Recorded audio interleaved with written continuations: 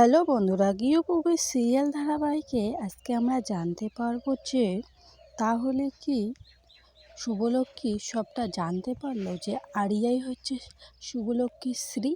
না জানার পরও আবারও মা মেয়ের ভুল বুঝাবুঝি হবার পর তারা আলাদা হয়ে গেল। এইসব কিছু যদি জানতে চাও তাহলে আমার ভিডিওটা স্কিপ না করে দেখতে থাকো। তো চলো শুরু করা যাক।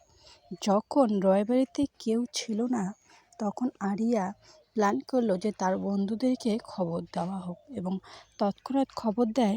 তারা সবাই মিলে চলে আসে এবং নাচ গান হই হুল্লোড় ড্রিঙ্ক করা সব কিছুই হচ্ছে। সেই সময় সেখানে জিম্মা চলে আসে এবং আসার পর দেখে অবাক হয়ে যায়।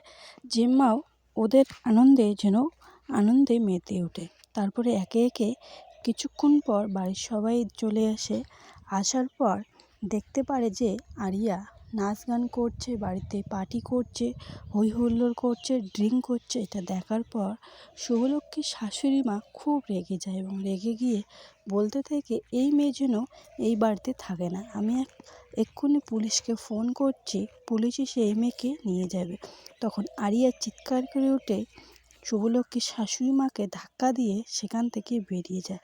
তৎক্ষণাৎ সেখানে শুভলক্ষ্মী আসে এবং আসার পর তার শাশুড়ি মাকে ধরে ফেলে। ধরার পর শুভলক্ষ্মী এগিয়ে গিয়ে আরিয়াকে একটা চড় মারে। আরিয়া রেগে গিয়ে তার ঘরের দরজা বন্ধ করে কান্না করতে থাকে এবং তারপর আরিয়া মনে মনে ভাবতে থাকে, আমি কেন কান্না করছি ওই মহিলার জন্য? ওই মহিলা বারবার আমাকে আঘাত করছে, কিন্তু তবুও আমি ওই মহিলার জন্য কেন এত কষ্ট পাই? কেন ওর কথা শুনি? আমি তো এই রকম না। আমার ড্যাড তো আমাকে অন্য কিছু শিখিয়েছে। তাহলে আমি কেন এরকম হয়ে যাচ্ছি?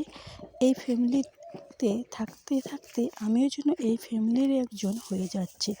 এটা বলে আরিয়া কান্না করতেছিল। কিছুক্ষণ পর সেখানে শুভলক্ষ্মী আসে এবং শুভলক্ষ্মী আসার পর আরিয়াকে বলতে থাকে।